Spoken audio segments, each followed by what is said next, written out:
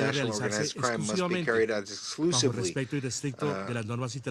based on strict adherence to relevant international norms without resorting to extrajudicial actions or interpretations that seek to justify the use of force outside the conditions enshrined in the Charter. Therefore, with this in mind, we urge all parties to act responsibly, with restraint, and with the political will of upholding the United Nations Charter